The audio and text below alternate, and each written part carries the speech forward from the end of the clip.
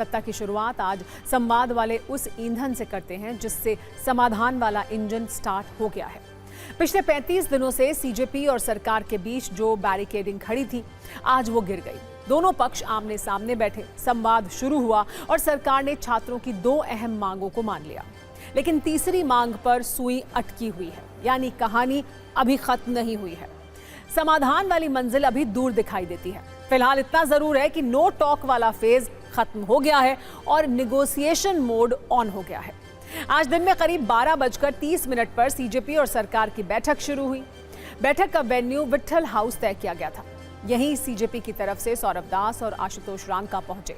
सरकार की तरफ से केंद्रीय मंत्री जेपी नड्डा और डॉक्टर जितेंद्र सिंह भी पहुंचे। दोनों पक्षों के बीच करीब 2 घंटे तक बैठक हुई, जिसमें सीजेपी ने सरकार के सामने 3 मांगे रखी और 5 सुझाव दिए। सीजेपी की मांग थी कि नीट पेपर लीक के बाद जिन छात्रों ने सुसाइड किया, उनके परिवार वालों को 1 करोड़ रुपए का मुआवजा दिया जाए। सरकार इसके लिए तैयार है। सीजेपी की दूसरी मांग थी कि प्रदर्शनकारियों पर जो एफआईआर दर्ज हुई है, उन्हें वापस लिया जाए। सरकार इसके लिए भी तैयार है। सीजेपी की सबसे बड़ी मांग है कि नीट पेपर लीक मामले में शिक्षा मंत्री धर्मेंद्र प्रधान इस्तीफा दें। सरकार ने इसका जवाब देने के लिए 24 घंटे का वक्त मांगा है, यानी अब तक 3 में से 2 मांगे मान ली गई हैं। बातचीत के बाद दोनों पक्षों ने मीडिया से बात की और बातचीत की पूरी जानकारी दी। सरकार ने सीजेपी के प्रवक्ताओं को कल फिर से 3:30 पर मिलने के लिए बुलाया है, यानी अब बहुत कुछ शनिवार पर निर्भर करता है। सीजेपी की तरफ से बातचीत की पूरी जानकारी जंतर मंतर पर भी दी गई। कहा गया कि सीजेपी धर्मेंद्र प्रधान के इस्तीफे पर कोई समझौता नहीं करेगी। सरकार ने मुआवजा देने और प्रदर्शनकारियों के खिलाफ दर्ज केस वापस लेने पर सहमति जता दी है। यह भी कहा गया कि अगर धर्मेंद्र प्रधान इस्तीफा नहीं देंगे तो 20 जुलाई से बड़ा प्रदर्शन होगा।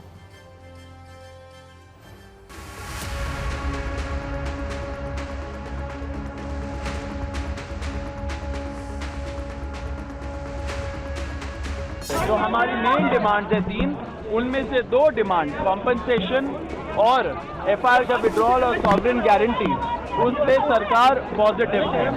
साथ साथ एक और चीज हुआ है, हम लोगों ने बोला कि दिल्ली पुलिस के द्वारा बहुत सारे यंग लड़के लड़कियां जो युवा है इस देश के, उनको कल रात से पूरे दिन और आज भी डिटेन किया जा रहा है कोई भी रीजन के बगैर। उन्होंने बोला कि ऐसा कुछ तो नहीं हो रहा है, लेकिन अगर हो रहा है तो उन्होंने आश्वासन दिया है कि ऐसा नहीं होगा एंड दिल्ली पुलिस को वो बस बोलेंगे ऐसा नहीं करेंगे। बातें सौहार्दपूर्ण वातावरण में हुई और कई दृष्टि से उन सारी बातों पर हर तरीके से चर्चा हुई। उनकी मुख्यतः 3 डिमांड थी और 5 सुधार के दृष्टि से परीक्षा में सुझाव हुए। हमने उनको कहा है कि हम कल आपके साथ दोपहर बाद मिलेंगे और फिर हम आपसे जो चर्चा वो आपको बताएंगे। हमने सरकार को बहुत क्लियरली ये कम्युनिकेट कर दिया है, अगर जल्दी धर्मेंद्र प्रधान का इस्तीफा नहीं होता है तो फिर कॉकरोच जनता पार्टी की तरफ से एक और कॉल दिया जाएगा, नेशनल कॉल दिया जाएगा 20 जुलाई की तरह। और हमने ये भी सरकार को बता दिया है कि इस बार का जो कॉल होगा वो 20 जुलाई से कई ज्यादा बड़ा होगा, कई ज्यादा व्यापक होगा और राष्ट्रीय स्तर पर होगा। प्रोटेस्ट कॉल ऑफ नहीं होगा क्योंकि ये मूवमेंट अब एक अभिजीत दीपके या एक सोनम वांगचुक सर का नहीं है। ये मूवमेंट अब पूरे देश के युवाओं का बन चुका है और तभी पूरे देश में प्रोटेस्ट हो रहे हैं, तो इस्तीफे से कम मंजूर नहीं है। एक तरफ सरकार सीजेपी वालों के साथ बातचीत कर रही है, दूसरी तरफ सरकार पेपर लीक के खिलाफ मजबूत कानून ला रही है। कल रात पीएम मोदी ने अपने वीडियो संदेश में इसकी जानकारी दी थी। आज कैबिनेट ने उस बिल को मंजूरी दे दी है। सूत्रों के मुताबिक इस बिल में कई कड़े प्रावधान किए गए हैं। अगले हफ्ते इसे संसद में पेश किया जा सकता है। सूत्रों के मुताबिक नए संशोधन बिल में पेपर लीक के लिए स्पेशल फास्ट ट्रैक कोर्ट का प्रावधान होगा। नए कानून में पेपर लीक पर सजा और जुर्माना बढ़ाया जा सकता है। फास्ट ट्रैक कोर्ट को 3 महीने की जांच और फैसला उसमें करना होगा। पेपर लीक मामले में 10 वर्ष की सजा और 10 करोड़ के जुर्माने का प्रावधान होगा।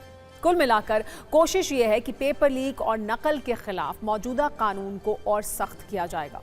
इसके तहत सार्वजनिक परीक्षा अधिनियम 2024 में कई संशोधन हो सकते हैं, जिसे आज कैबिनेट ने मंजूरी दे दी है। आपको बता दें कि अभी पेपर लीक के व्यक्तिगत मामलों में 3 से 5 साल की सजा और 10 लाख रुपए तक का जुर्माना है, जबकि सर्विस प्रोवाइडर पर 1 करोड़ तक का जुर्माना है। संगठित अपराध में 5 से 10 साल की सजा और न्यूनतम 1 करोड़ का जुर्माना है। और इस वक्त आपको बता दें कि एनटीए से जुड़ी इस वक्त एक बड़ी खबर आ रही है। एनटीए से 47 लोग हटाए जाएंगे, ये सूत्रों के हवाले से जानकारी मिल रही है। कुछ लोगों के खिलाफ कार्रवाई भी होगी। एनटीए में बड़े परिवर्तन की तैयारी है। नेशनल टेस्टिंग एजेंसी जो कराती है नीट का इम्तिहान और भी कई परीक्षाएं कराती है, उसमें बड़ी परिवर्तन की तैयारी की बात की जा रही है। इस पर और ज्यादा जानकारी के लिए हमारे साथ आनंद प्रकाश पांडे जुड़ गए हैं। आनंद, सरकार चौतरफा कार्रवाई कर रही है, उसी कार्रवाई के तहत क्या अब एनटीए में भी ये कार्रवाई होगी? क्या क्या जानकारी मिल रही है, क्या कुछ किया जाएगा? ये बिल्कुल नीट जो है, अभी एनटीए जो है, जो नेशनल टेस्टिंग एजेंसी है, वो 15 से 20 राष्ट्रीय स्तर की जो परीक्षाएं वो कराती है, जिसमें जी मेन है, नीट है, सीयूईटी है, यूजीसी है, सीएसआई यूजीसी है। तो ऐसे करीब 15 से 20 परीक्षाएं कराती है। लेकिन जो नीट का पेपर लीक हुआ उसके बाद सरकार ने जो जांच कराई और जो सरकार को जो फीडबैक मिला, उसके बाद अब सरकार ने एनटीए को पूरे उसमें आमूल परिवर्तन करने का फैसला किया है। अभी हमें बताया जा रहा है 40 से ज्यादा जो एनटीए के खिलाफ कर्मचारी और अधिकारी हैं उनको हटाया जाएगा और उनमें से कुछ के खिलाफ कार्रवाई भी की जाएगी। और साथ ही साथ हम आपको बता दें कि अगले 1 महीने के अंदर एनटीए का पूरी रीस्ट्रक्चरिंग की जाएगी। साथ ही साथ एनटीए जो एग्जाम कराती है उसके लिए आउटसोर्सिंग करती है एग्जाम के लिए, वो कैसे आउटसोर्सिंग करती है उसके तरीके को भी बदला जाएगा। तो ये शिकायतें आई थी कि कई जगह पेपर लीक हुए, उस तरह के जो ओएमआर के लिए जो शिकायतें एजेंसी को दिया था, पहले उस एजेंसी कई जगह बैन हो चुकी थी। और साथ ही साथ एनटीए की जब रिस्ट्रक्चरिंग होगी तो सरकार का कहना है कि उसमें जो एक्सपर्ट्स हैं, जो विशेषज्ञ हैं, उनकी राय ली जाएगी कि कैसे पूरे परीक्षा सिस्टम को लीक प्रूफ बनाया जाए। बहुत शुक्रिया आनंद इस तमाम जानकारी के लिए। तो एनटीए में बहुत अमूलचूल परिवर्तन किए जाएंगे, बहुत से परिवर्तन होंगे, बहुत से लोगों को हटाया जाएगा, यानी जो कमियां एनटीए के स्तर पर हैं उन्हें दूर किए जाने की प्रक्रिया शुरू हो रही है, ऐसी जानकारी मिल रही है। लेकिन सूत्रों से यह भी जानकारी मिली है कि कैबिनेट की बैठक में गृह मंत्री अमित शाह ने पेपर लीक संशोधन विधेयक को लेकर पूरी डिटेल में जानकारी दी, जिसके बाद शिक्षा मंत्री धर्मेंद्र प्रधान ने भी इसमें कुछ और बातें जोड़ी। धर्मेंद्र प्रधान ने यह भी कहा कि राजीव गांधी के समय कांग्रेस सरकार ने ऐसा कानून लाने की बात तो कही, पर वो लाई नहीं। ये मोदी सरकार है जो 2024 में कानून लेकर आई है। कैबिनेट की बैठक के खत्म होने पर पीएम मोदी ने कैबिनेट मंत्रियों को कहा कि सिर्फ एक्स पर ही नहीं बल्कि इंस्टाग्राम पर ज्यादा एक्टिव हो जाइए, इंस्टाग्राम पर फॉलोवर बढ़ाइए, सरकारी योजनाओं के बारे में इंस्टाग्राम पर शेयर करिए। पीएम ने यह भी कहा कि इंस्टाग्राम पर युवाओं की संख्या बहुत ज्यादा है और युवा इंस्टा पर ज्यादा एक्टिव हैं। पीएम ने यह भी बताया कि इसलिए उन्होंने भी कल रात अपना वीडियो मैसेज इंस्टाग्राम के वीडियो स्टाइल में पहले इंस्टाग्राम पर शेयर किया था।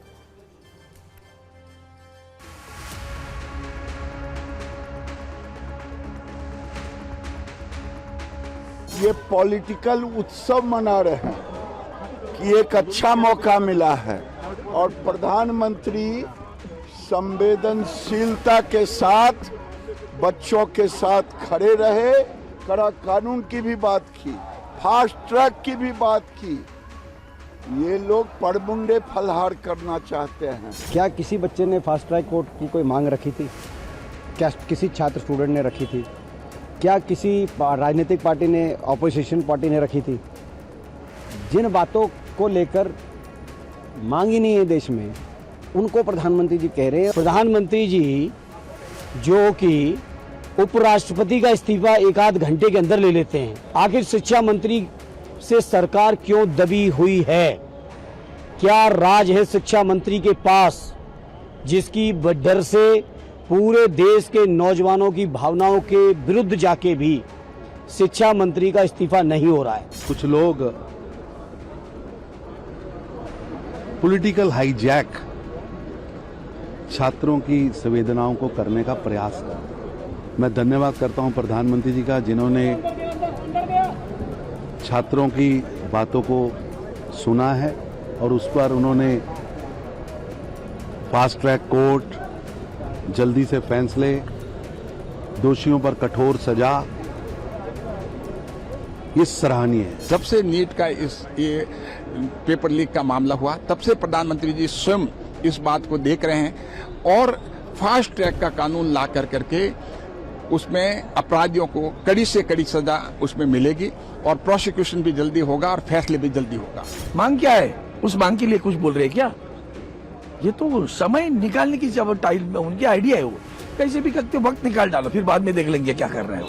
तो बाद में देखने वाली जो बात है ना, वो बड़ी कॉन्स्पिरेसी होती है उसमें। हाँ, इनके कतनी और करनी में 1, 2, 3 नहीं हजारों फर्क बताएंगे। इस बीच आज फिर संसद की कार्यवाही शुरू हुई और 4 मिनट के अंदर स्थगित हो गई। जैसे ही कार्यवाही शुरू हुई, विपक्ष ने धर्मेंद्र प्रधान के इस्तीफे की मांग शुरू कर दी। 4 मिनट तक हंगामा चला और सदन को 12 बजे तक के लिए स्थगित कर दिया गया। इसके बाद सदन की कार्यवाही एक बार फिर से शुरू हुई, फिर हंगामा हुआ और कई बार के हंगामे के बाद सदन को कल तक के लिए स्थगित कर दिया गया। इधर हंगामे वाला एपिसोड राज्यसभा में भी हुआ। राहुल गांधी ने कहा, जब तक प्रधान को हटाया नहीं जाता, हम कोई बातचीत या चर्चा नहीं करेंगे। संसदीय कार्य मंत्री किरण रिजिजू का कहना था कि सदन में चर्चा होनी चाहिए। हंगामों और बयानों के बीच लोकसभा और राज्यसभा में लगातार 5वें दिन भी कार्यवाही नहीं चल सकी। नीट पेपर लीक हंगामे के बीच संसद 27 जुलाई सुबह 11 बजे तक के लिए स्थगित कर दी गई। सदस्यों को तदनुसार सूचित किया जाए। आप प्रमुख विपक्षी दल है, बाकी जितना भी एमपीज, हम लोग सबका मत एक ही है कि चर्चा होना चाहिए। तो नीट एग्जाम पे प्रधानमंत्री जी ने देश को आश्वासन दिया और जो प्रमुख एक्टिविस्ट जिन्होंने भूख हड़ताल किया, सोनम वांगचुक जी ने भी अपना अनशन तोड़ा है और चर्चा के लिए उन्होंने भी मांग किया है। तो फिर देश के सामने में अब हम चर्चा नहीं करके बहाना बनाएंगे तो ये अच्छा संदेश नहीं जाएगा। और माननीय प्रधानमंत्री जी ने आश्वासन दिया कि एग्जाम पेपर लीक को लेकर के कठोर कानून लाने जा रहे हैं। मैं राहुल गांधी जी से अनुरोध करता हूं, आप अपने कांग्रेस पार्टी के साथियों को थोड़ा समझा दीजिए और बाकी कई पार्टीज के एमपीज भी निजी तौर पर सबने अपना मत रखा है कि चर्चा होना चाहिए। रिजिजू जी ने स्टेटमेंट किया कि वो चाहते हैं कि हम अपने एमपी से कहें कि डिस्कशन होना चाहिए। अब नॉर्मल प्रोटोकॉल होता है कि अगर कोई किसी का नाम लेता है तो फिर उसको रिस्पांस दिया जाता है। तो हमसे कहा कि हमें चर्चा करनी है। जब मैं उसका जवाब देना चाह रहा था, फिर मुझसे माइक ले लिया। सभापति जी 20 जुलाई सोमवार पे छात्रों के खिलाफ जिस तरह लाठीचार्ज उससे मेरा मन दुखा। छात्र जंतर मंतर पर डटे हैं। विपक्ष संसद में हंगामा कर रहा है और सरकार सीजेपी से बातचीत में जुटी है। समाधान अभी नहीं निकला है, लेकिन सरकार के अलग अलग मंत्री अपनी अपनी भूमिका निभा रहे हैं। इसमें मुख्य भूमिका में प्रधानमंत्री नरेंद्र मोदी खुद हैं। उन्होंने मंगलवार को एनडीए सांसदों की बैठक में पेपर लीक को घोर पाप बताया और दोषियों को सजा दिलाने की बात कही।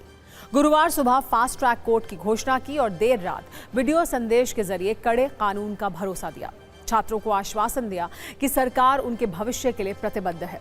गृह मंत्री अमित शाह ने संसद और दिल्ली के हालात पर लगातार नजर रखी है। सीजेपी से वार्ता से पहले जेपी नड्डा और डॉक्टर जितेंद्र सिंह से कई दौर की चर्चा हुई है। प्रस्तावित संशोधनों और शिक्षा मंत्रालय में प्रशासनिक बदलावों पर भी उनकी अहम भूमिका रही है। संसदीय कार्य मंत्री किरण रिजिजू ने विपक्ष से संवाद की जिम्मेदारी संभाली, फ्लोर लीडर्स और स्पीकर से लगातार संपर्क किया तथा संसद में सरकार की ओर से विस्तृत चर्चा के लिए तैयार होने का संदेश दिया। स्वास्थ्य मंत्री जेपी नड्डा सरकार की ओर से आंदोलनकारियों से बातचीत का चेहरा बने हैं। 2 बार सोनम वांगचुक और 2 बार सीजेपी प्रतिनिधियों से वो मुलाकात कर चुके हैं। मांग पत्र तैयार कराने से लेकर जूस पिलाकर वांगचुक का अनशन समाप्त कराने तक उन्होंने अहम भूमिका निभाई। डॉक्टर जितेंद्र सिंह ने तब राहुल गांधी से मुलाकात की जब वो पीएम आवास पर धरने पर बैठे थे। जितेंद्र सिंह सीजेपी से वार्ता में जेपी नड्डा के साथ रहे और मेदांता में सरकार का आश्वासन सौंपने की प्रक्रिया में भी शामिल रहे। कानून मंत्री अर्जुन राम मेघवाल ने फास्ट ट्रैक कोर्ट और पेपर लीक पर कड़े कानून के लिए संशोधन का मसौदा तैयार कराया। विपक्षी नेताओं से संवाद कर सरकार का पक्ष रखा और गतिरोध कम करने की कोशिश की। सांसद चंद्रशेखर का धरना खत्म कराया। कुल मिलाकर अब तक सरकार की यही टीम एक्शन में दिख रही है। सरकार की तरफ से बयान भी यही दे रहे हैं। इसी हंगामे के बीच गृह राज्य मंत्री नित्यानंद राय ने राज्यसभा में राष्ट्रीय सम्मान अपमान निवारण संशोधन विधेयक 2026 पेश किया। यह विधेयक राष्ट्रीय गान सम्मान अपमान निवारण अधिनियम 1971 में संशोधन से संबंधित है। प्रस्तावित संशोधन के तहत वंदे मातरम के अपमान या उसके गायन में जानबूझकर बाधा डालने को दंडनीय अपराध बनाने का प्रावधान किया गया है। अब वो राजनीतिक क्लेश भी आइए आपको दिखाते हैं, जो पीएम मोदी के 2 मिनट 56 सेकंड के वीडियो पर मचा है। जंतर मंतर पर प्रदर्शन के बीच प्रधानमंत्री मोदी ने छात्रों के लिए कल रात करीब 12 बजे एक वीडियो संदेश जारी किया और इसकी शुरुआत उन्होंने फ्रेंड्स शब्द से की। राजनीतिक विश्लेषकों के अनुसार क्योंकि ये आंदोलन युवाओं का है और इसमें बड़ी संख्या में जेन जी शामिल है, इसलिए छात्रों से कनेक्ट करने के लिए उन्होंने इस शब्द का इस्तेमाल किया। इसके बाद पीएम मोदी ने आश्वासन दिया कि उनकी सरकार पेपर लीक पर कड़े कदम उठाएगी ताकि भविष्य में ऐसी घटनाओं को रोका जा सके। ये पहला मौका था जब छात्रों के प्रदर्शन के बाद पीएम मोदी ने पेपर लीक पर कोई वीडियो संदेश दिया।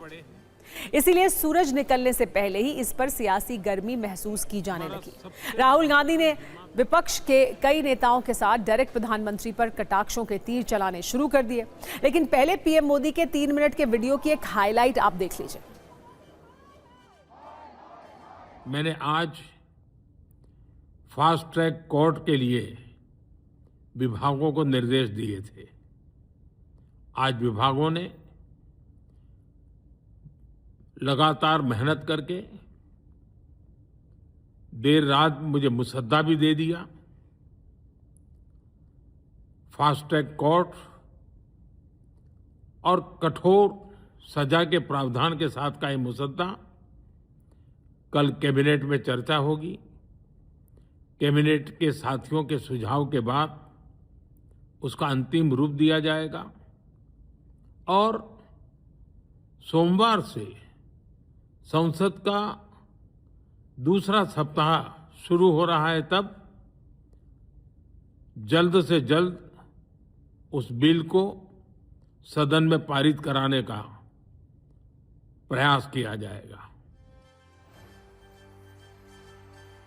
रात करीब 12 बजे आए पीएम मोदी के इस वीडियो संदेश के 1 घंटे के बाद राहुल गांधी भी सोशल मीडिया एक्स पर एक्टिव हुए। रात 1:01 पर उन्होंने इस पर सवाल उठाए और पीएम मोदी के वीडियो को दयनीय बताया। राहुल गांधी ने लिखा, मोदी जी, छात्रों की मांग है कि शिक्षा मंत्री धर्मेंद्र प्रधान इस्तीफा दें। आधी रात को पोस्ट किए गए इस दयनीय वीडियो के जरिए उनकी समझदारी का अपमान मत कीजिए। धर्मेंद्र प्रधान को बर्खास्त कीजिए। जिन्होंने छात्रों को मारा है उन्हें सजा दीजिए और छात्रों से माफी मांगिए। इसके बाद सुबह होते होते पीएम के इस वीडियो पर राजनीतिक तापमान और बढ़ गया और मामला संसद तक पहुंच गया। कांग्रेस अध्यक्ष और राज्यसभा सांसद मल्लिकार्जुन खड़गे ने कहा कि पीएम रात 12 बजे बोलने की बजाय संसद में आकर बयान दें। इसका जवाब बीजेपी ने कैसे दिया, आप वो देखिए। वो चाहते हैं कि हम जल्द से जल्द बिल को सदन में पारित कराने का प्रयास किया जाएगा।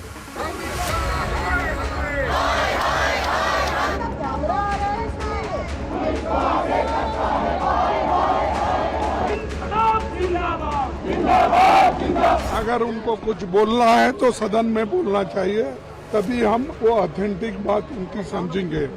जब वो आएंगे स्टेटमेंट करने तो उनको रात के 12 बजे करने के बजाय दिन में पार्लियामेंट में आके अगर वो कहे क्या कहना चाहते हैं हम देखेंगे।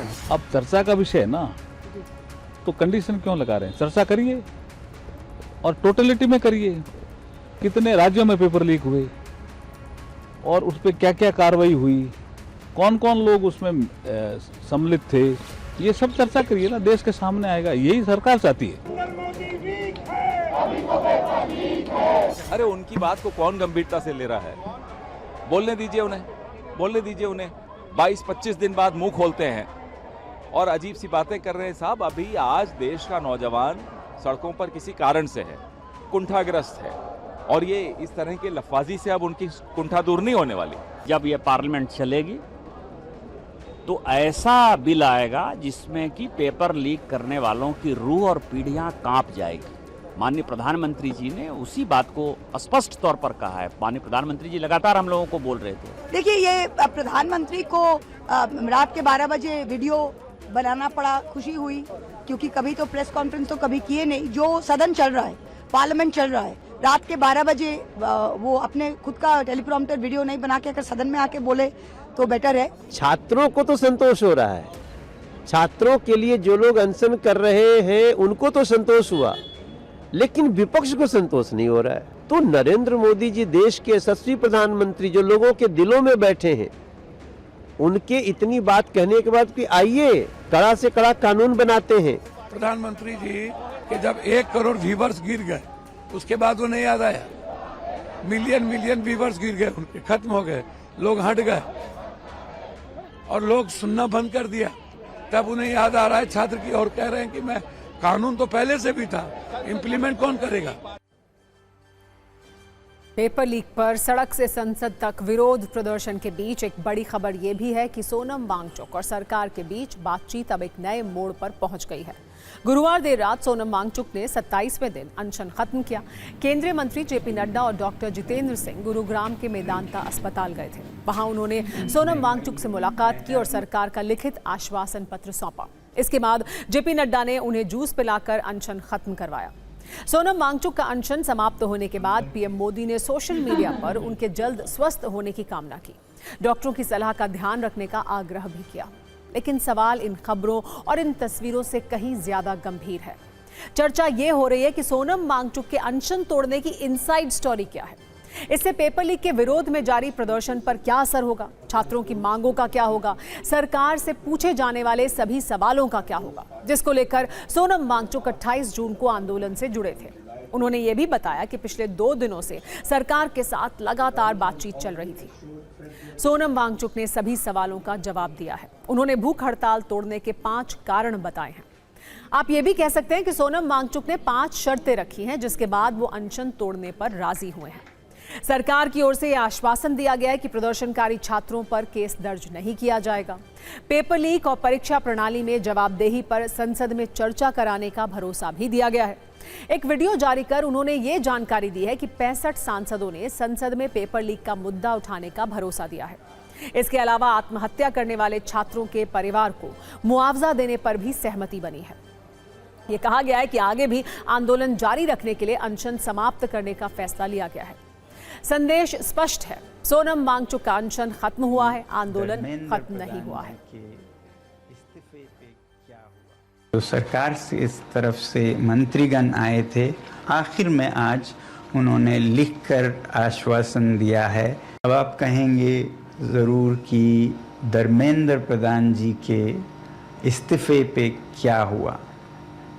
पहली बात तो इस बात पे वो अभी मुझे कोई आश्वासन नहीं दे पा रहे थे कि ऐसा कब होगा। मैं ये भी नहीं मानता कि हमने ये हासिल नहीं किया है। अगर वो ऐसा नहीं करते, इस्तीफ़ा नहीं देते, तो इससे हानि हमें या बच्चों को नहीं होगा, सरकार को खुद होगा। इस छोटे से मुद्दे को न टालकर वो खुद अपनी हानि कर रहे हैं, बल्कि दे देते इस्तीफ़ा तो कब से उनका ये सारा नुकसान रुक जाता। सरकार का कहना है सोनम वांगचुक ने अनशन तोड़कर अपनी बात रख दी है, अब इस पर राजनीति नहीं होनी चाहिए। लेकिन बयानबाजी लगातार हो रही है। अभिजीत दिपके ने भी ये संदेश दे दिया है कि पेपर लीक पर आंदोलन जारी रहेगा।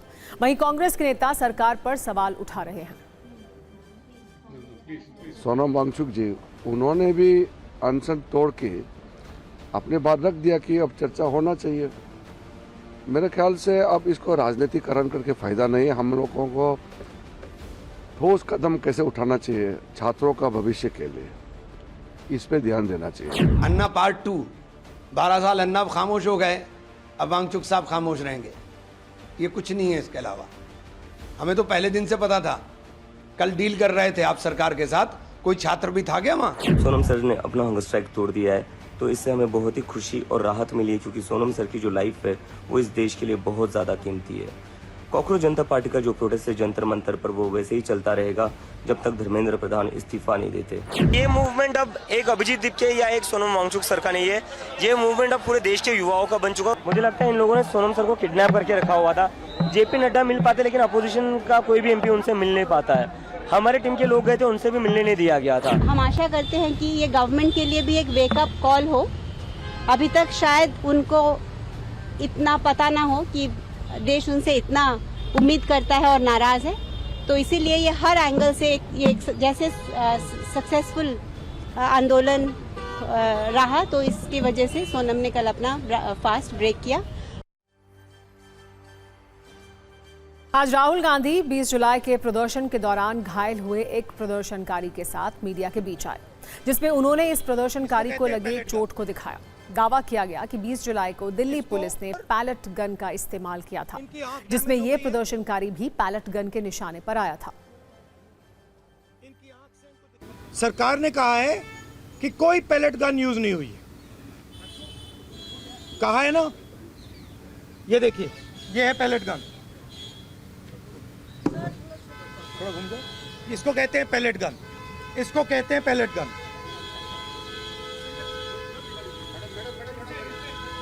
ठीक है, और इनकी आंख डैमेज हो गई है, इनकी आंख से इनको दिखाई नहीं दे रहा है। राहुल गांधी पुलिस के एक्शन पर सवाल उठा रहे हैं, लेकिन एक सवाल ये भी है, क्या कुछ अराजक तत्वों ने इस आंदोलन को डीरेल करने की कोशिश की, इसके लिए हिंसा का सहारा लिया? पहली बार छात्रों की बड़ी भीड़ 20 जुलाई को दिल्ली पहुंची, जब सीजेपी ने संसद मार्च का आह्वान किया।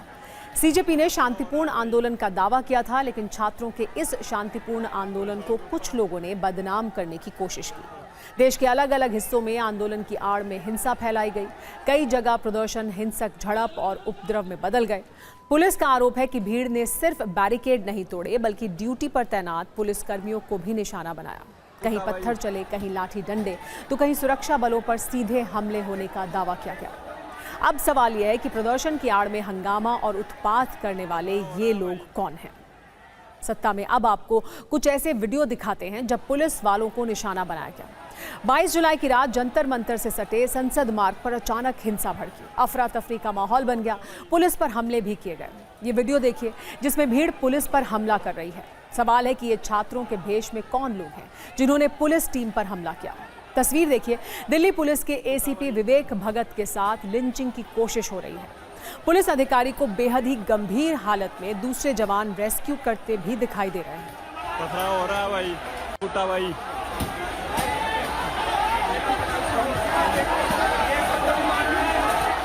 सवाल यह है कि लॉ एंड ऑर्डर तोड़ने वाले ये लोग कौन हैं? क्या आंदोलन को बदनाम करने की साजिश की जा रही है? हम जैसे ही वहाँ पास पहुँचे तो हमने देखा कि उनमें से एक जवान को 25-30 की उग्र भीड़ ने काबू कर रखा है। उस जवान के सिर से काफ़ी खून निकल रहा था, उसका मुंह भी पूरा खून से सना हुआ था। उसी को बचाने की नीयत से मैंने इंटरवीन करने की कोशिश की। इसी दौरान मैं 1-2 मीटर उसको आगे भी लाया बचा के। भीड़ काफ़ी ज़्यादा उत्तेजित उग्र थी, तो उन्होंने हमको ओवर पावर कर लिया। तीनों तरफ से भीड़ ने हमको घेर लिया। मैं जैसे ही बचने की कोशिश करने रहा था तो भीड़ ने ओवर पावर करते हुए धक्का मुक्की करते हुए गिरा दिया। तो गिरने के बाद मैं पूरा अपना कंट्रोल खो चुका था। फिर हर तरफ से लात, घुसे, मुक्के, डंडे, नुकीली ईंटें बरसना शुरू होगी। अब आपको दिल्ली का एक और वीडियो दिखाते हैं जो 22 जुलाई की रात का है। ये वीडियो भी जंतर मंतर के पास के इलाके का है। प्रदर्शन की आड़ में कुछ लोगों ने उत्पात मचाया और तोड़फोड़ की। इस वीडियो में police inspector Nand Kishore Singh phone पर बात करते हुए आगे बढ़ रहे हैं। तभी भीड़ उन्हें धक्का देते हुए थप्पड़ मारती हुई नजर आती है। अब सवाल यह है कि आंदोलन के नाम पर हंगामा करने वाले ये लोग कौन हैं? छात्रों का जो प्रदर्शन शांतिपूर्ण चल रहा था, सवाल फिर वही है कि गुंडागर्दी करने वाले ये लोग कौन हैं? दिल्ली पुलिस इन्हीं वीडियो के आधार पर केस दर्ज कर जांच कर रही है। तो वहाँ पर 150-200 लोगों ने मुझे घेर लिया। वहाँ पर एंटी गवर्नमेंट स्लोगन्स वो बोलने लगे, दिल्ली पुलिस मुर्दाबाद, इस टाइप से बोलने लगे। तो मैंने उन पर ध्यान नहीं दिया, मैं अपनी ड्यूटी पे जा रहा था, मैंने कुछ बोला नहीं उनको।